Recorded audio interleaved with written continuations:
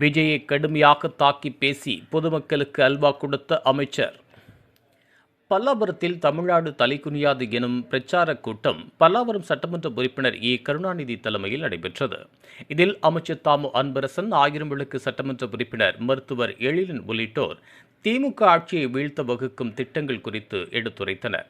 அப்போது பேசிய அமைச்சர் தாமு அன்பரசன், தம்பி சிவகுமார் அவர்களே, சேகர் அவர்களே, முத்து அவர்களே, அம்பிகா அவர்களே, நெடுஞ்சாயின் அவர்களே, கருணாமூர்த்தி அவர்களே, இளங்கோ அவர்களே, கஜேந்திரன் அவர்களே, கண்ணீப்பன் அவர்களே, ராஜலிங்கம் அவர்களே, பிரியா அவர்களே,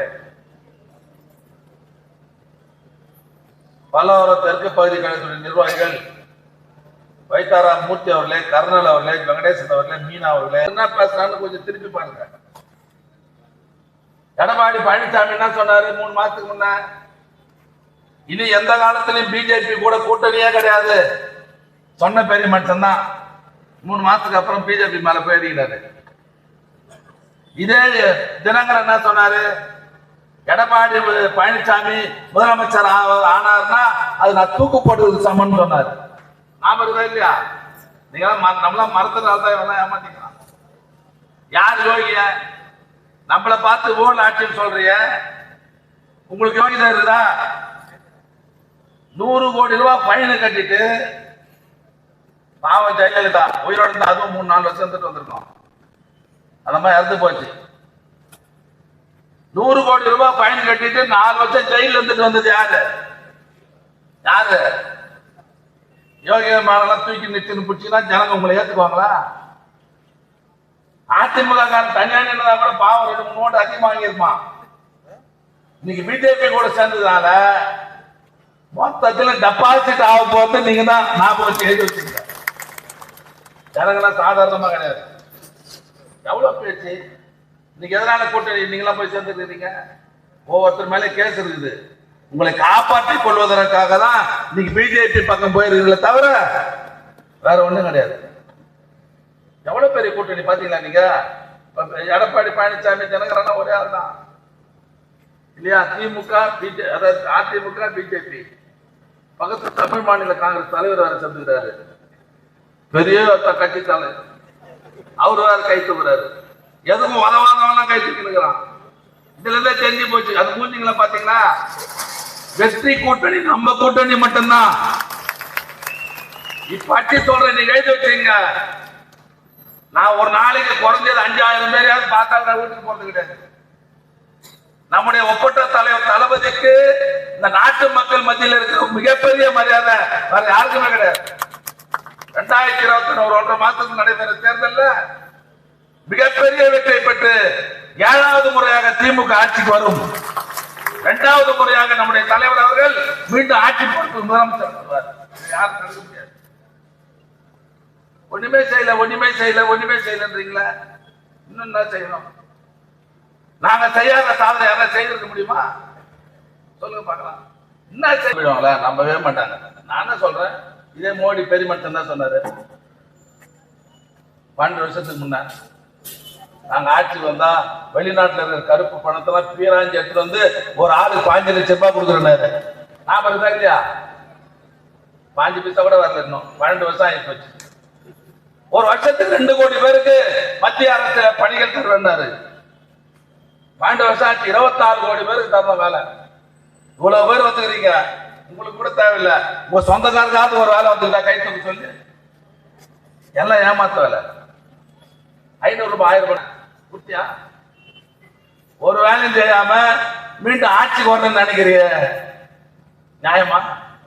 மக்கள் வர விடுவாங்களா? உன்ன விட மாட்டாங்க.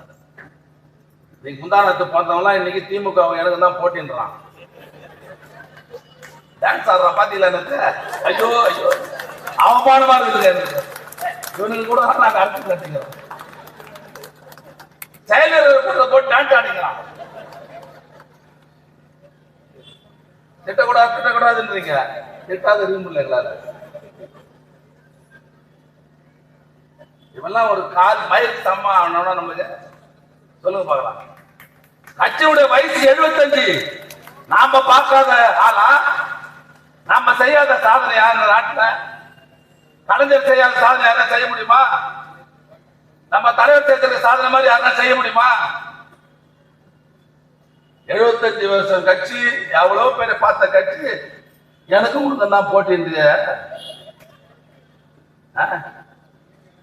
எங்களுக்கு அவமானமாகுது. பார்த்துறோம் தோட்டி, எல்லாரையும் பார்த்தவங்க பார்க்கலாம். சின்ன சின்ன தம்பிங்கெல்லாம், சின்ன பசங்கெல்லாம் கெட்டு குடிச்சவங்க. அவன் படத்துல அவன் குடிக்காத எல்லாம் நடிச்சிருக்கிறானா? நான் இப்ப சொல்றேன், தலைவர் அவன் நடிச்ச படத்துங்கள்ல குடிக்காம எந்த படத்துல நடிச்சிருக்கிறானா? எந்த படத்துல சிகரெட் குடிக்காம நடிச்சிருக்கிறானா? இன்னைக்கு இளைஞர்கள் சீரழித்தவன் யாருன்னா அந்த நடிகர் தான். ஞாபகம் வச்சுக்கோங்க, நடிகர் நான் கூட ரசிப்பேன். சினிமா பாக்குறேன், பொழுதுபோக்கு நடிகர் பாக்குறேன், நல்லா நடிகர். அதோட விட்டுட்டு வந்துடணும். அரசியல் வேறு, நடிப்புன்றது வேறு. சந்தோஷமா இருக்குது, டென்ஷனா இருக்கும், சரி சினிமா பாக்குறோம், சந்தோஷப்படுறோம், கை தட்டுறோம், நல்லா நடிக்கிறோம், அதோட முடிஞ்சு போச்சு. நல்லதை எடுங்க, நல்லா போடுங்க. ஒரு டிக்கெட் எவ்வளவு விலை சொல்லு? தேர்தல் வந்துருச்சு, இனிமேல் நாங்க யாரும் சரிப்பட்டு வராது. என்ன யோகிய நீ? ஒரு டிக்கெட் வேலை எவ்வளவு? படம் வந்தா எவன் தாலி ஆட்டு கொடுக்குது? 2000 ரூபாய்.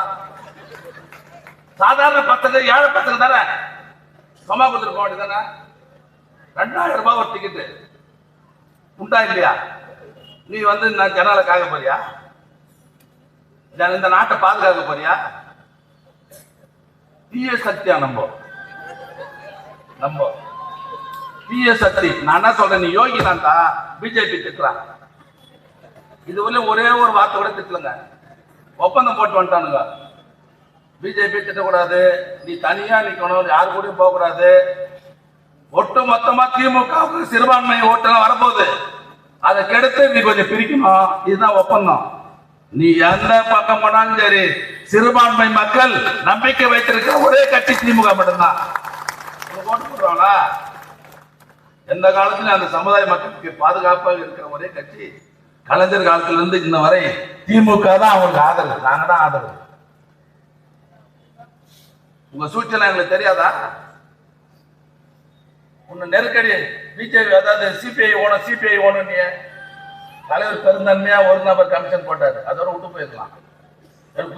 சிபிஐ ஓணும் போட்டாங்க. சிபிஐ எத்தனை உட்கார வச்சாங்க. இவர் அங்க போன உடனே மாட்டீங்கன்னா எங்களுக்கு திருநெல்வேலி வேலை கொடுத்துல சொன்னேன். இன்னும் ஒரு வாரத்துல உங்க கதை என்ன ஆக போதுரா பாப்பாட்டு. எத்தனை உட்கார அவர் தொம்புல உட்கார வச்சவர அதிமுக கூட போகக்கூடாது. அதாவது திமுக கூட்டணி காங்கிரஸ் கூட போகக்கூடாது, கூட்டணியில வேற யாரும் சேர்க்க கூடாது, நீ தனியா தான் நிக்கணும். ஒப்பந்தம். அது காரணம் என்னன்னா, இஸ்லாமிய கிறிஸ்தவர்கள் சிறுபான்மை ஓட்ட பிரிக்கணுன்றதுனால. அதனால உங்க கதை, உங்க சூழ்ச்சி எல்லாம் எங்களுக்கு தெரியும். நம்ம தலைவர் அதுக்கேற்ற மாதிரி தான் நடத்திட்டு இருக்கிறாரு. இப்ப பாருங்க, இளைஞரணி மண்டல மாநாடு எழுச்சியா நடந்தது, மகளிரணி மண்டல மாநாடு எழுச்சியா நடந்தது. எல்லா இடத்துலயும் நீ ஒரு கூட்டம் தான் போட முடியும், நாங்க 4 கூட்டம் போடுவோம் ஒரு மாசத்துக்கு. இப்ப பூத் கமிட்டி போடுறோம், மண்டலத்துல அளவுல மாநாடு போட போறோம். இப்ப முதல் கூட்டம் 11ஆம் தேதி, அடுத்து நடந்த போகுது. அடுத்த மாசம் மார்ச் மாசம் 8ஆம் தேதி மிகப்பெரிய மாநாடு திருச்சியில் நடக்கும் போது கிட்டத்தட்ட 25 லட்சம் பேர் கூட போறோம். ஒரு வெள்ளக்காரங்க பண்ணு ஒரு 25 வருஷத்துக்கு முன்ன இதை சொல்லி ஆகணும்.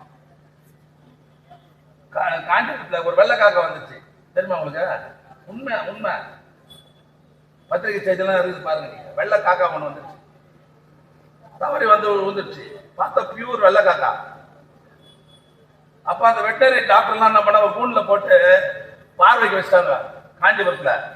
அது நின்னாம்பார் வேடிக்கை பார்க்கறதுக்கு. சிரிக்கிறதுக்கு சொல்ல 3 கிலோமீட்டர் நின்னாங்க அந்த வெள்ளக்காவ காக்கா பார்க்கறதுக்கு. அது மாதிரி ஒரு நடிகர் ரோட்டுக்கு வந்தா என்ன பண்ணுவான்? நம்மளாலதான் போய் பார்ப்போம், அதிமுக தான் போய்ப்பான். எப்படி இருக்கிறாரு? சினிமால தான் பார்த்தோமே, இந்த மூஞ்சி நேரா பார்த்தா எப்படி இருக்குது? சினிமால பார்த்தா கொஞ்சம் நல்லா இருக்குது, நேரா பார்த்தா அசிங்கமா இருக்குது இல்லையா? அதனால ஜனங்க தெளிவா இருக்கிறாங்க. நம்ம என்ன பண்ணணும்னா, தேர்தல் ஒரு 1.5 மாசம் 2 மாசத்துல வரப்போகுது.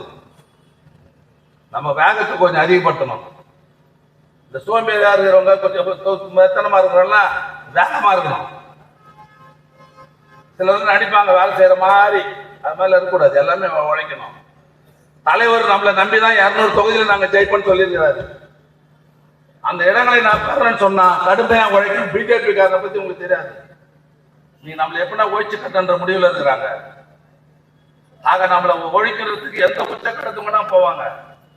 நாமெல்லாம் ஒத்துமையா களத்துக்கு இறங்கி பணியாற்றினா யாரும் ஒண்ணுமே பண்ண முடியாது.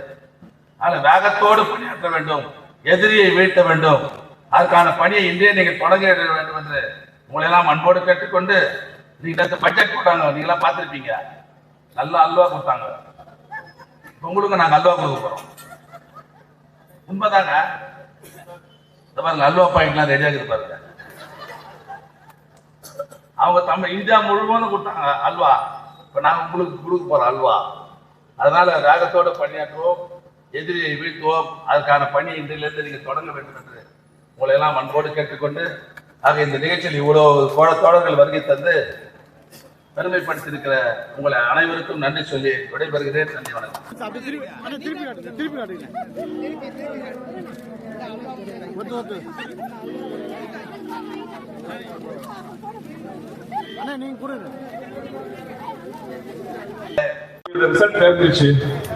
உதயசூரியன் தான் வெற்றி பெற போகிறது என்று நான் சொல்லல.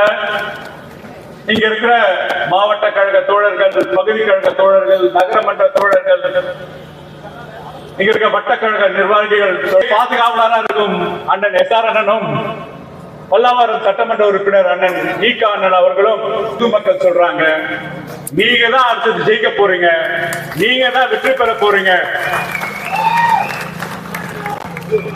நம்பிக்கை. ஏன்னா தமிழ்நாட்டு முதல்வர், திராவிட மாடல் முதல்வர் சொன்னதை செய்வார், செய்வதை சொல்வார் என்ற நம்பன் என்ற தலைவர் பொறுப்பேற்றார். அப்ப திராவிட மாடல் ஆட்சி 2.0 லோடிங். சரி, ஸ்டேஜ் கிளியர் ஆயிடுச்சு. சதீப் என்ற மேஜர் பிளேயர் யாருன்னா ஒன்றிய அரசை நடத்துகின்ற RSS சித்தாந்தத்தை உள்வாங்கிய ஆரிய மாடல் ஆட்சி முறை சேர்ந்துட்டு இருக்கும் பாஜக. மேஜர் பிளேயர் சதிவேலை திட்டுறது. இந்த படத்துல ஒரு வில்லன் மாதிரி பார்த்திருப்பீங்க. முடியாது என்று நாம் தமிழ்நாட்டு முதல்வரின் கட்டளை ஏற்று ஒரு 20 நட்சத்திர பேச்சாளர்களை தமிழ்நாடு எங்கும் பரப்புரை செய்ய நாம் தமிழ்நாட்டு இது போன்ற உள்ளூர் செய்திகள், மாநில செய்திகள் மற்றும் பயனுள்ள தகவல்களை உடனுக்குடன் தெரிந்து கொள்ள GST ஆன்லைன் மீடியாவை இலவசமாக சப்ஸ்கிரைப் செய்து கொள்ளுங்கள்.